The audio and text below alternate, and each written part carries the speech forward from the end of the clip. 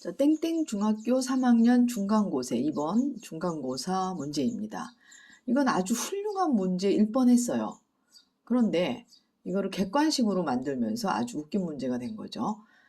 자, 그림과 같은 정삼각형 ABC에서 A의 한 변의 길이는 루트 24n이라고 하는데, 너무 중요한 건 그 앞에 자연수라고 써 있습니다. A의 한 변의 길이는 그 조건들을 잘 읽어야 돼요. 자연수 루트 24n. 그 다음에 B의 한 변의 길이는, 이 작은 정삼각형 한 변의 길이는 자연수 루트 22-n이라고 하였습니다. 그래서 정삼각형 C의 한 변을 구해서 넓이를 구하는데, 저기에다가 이등변 삼각형의 성질과 피타고라스 정리를 이용하여 구하시오 라고 이렇게 써 있습니다. 그래서 이게 풀이 과정을 반드시 쓰세요. 풀이 과정을 반드시 써야 되면 이건 아주 훌륭한 문제죠. 왜냐하면 이등변 삼각형의 성질과 피타고라스 정리를 알고 있는지를 우리가 확인해 볼 수 있기 때문에 이 풀이 과정을 써서 이 문제를 풀면 아주 훌륭한 문제가 될 수 있었습니다.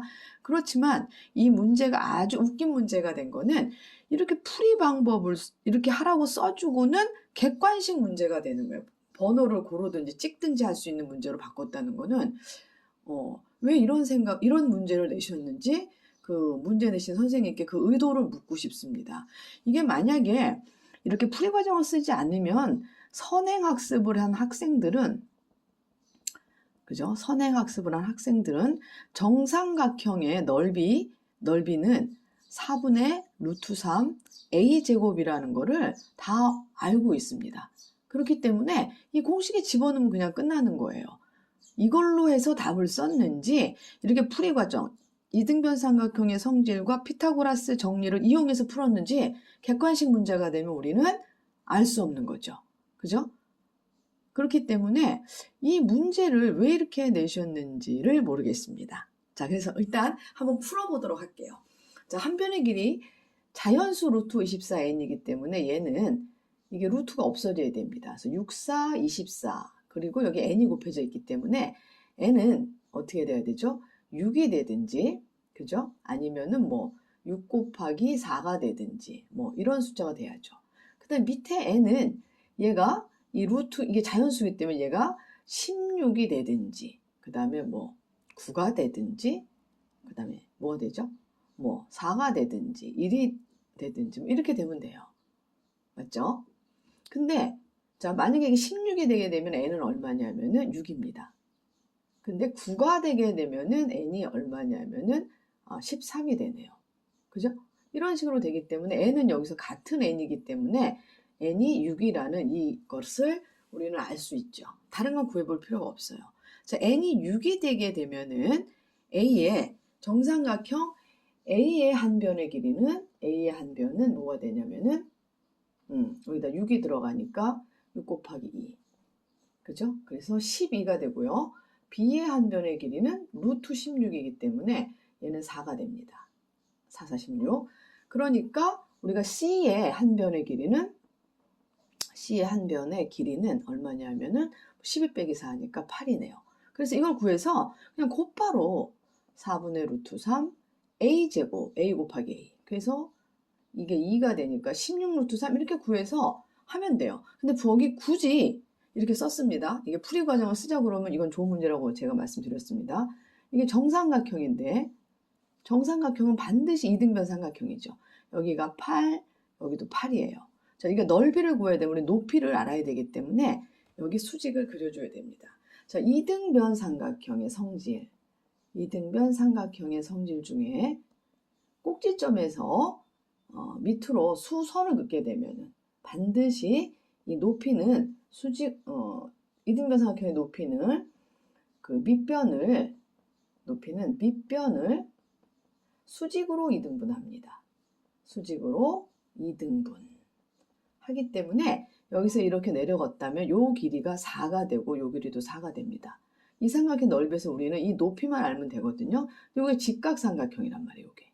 그러니까 h제곱 더하기 4, 4, 16은 88에 64에서 h제곱이 얼마냐면은 h제곱은 44가 48?